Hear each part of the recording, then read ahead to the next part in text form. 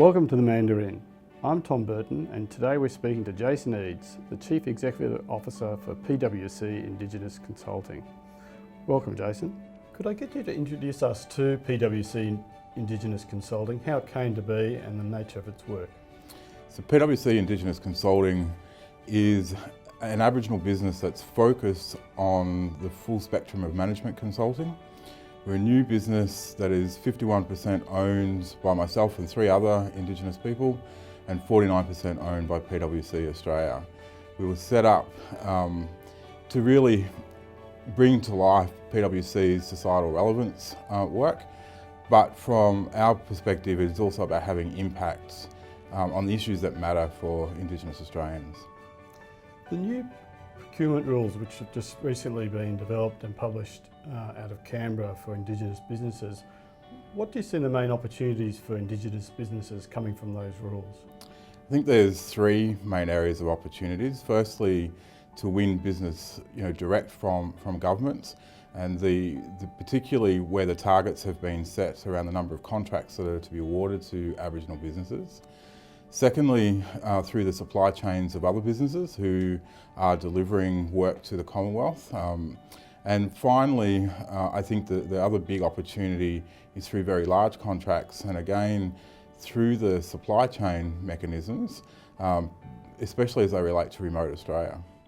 Right. And we've had previous rules in this space, but they didn't really work. What makes you excited by these particular new rules? I think the old rules still apply, interestingly enough, or parts of them do.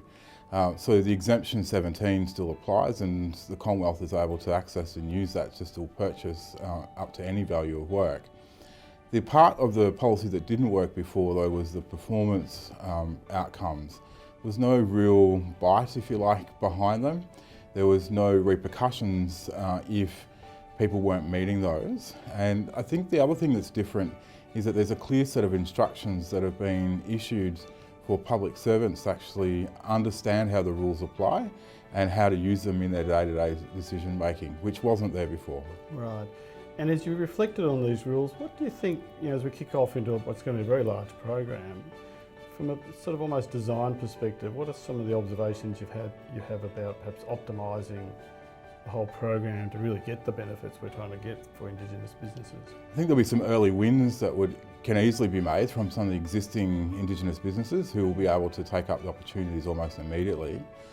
There's further opportunities to actually work with businesses who might be on the cusp of being ready, so helping them develop. And I think the big opportunity is to actually look at capability building through either new businesses being formed, say like we've done in our own business where we've brought capability in from PwC, or having joint ventures. And the joint venture aspect is actually outlined in the policy itself and allows for joint ventures where there's 25% Indigenous ownership.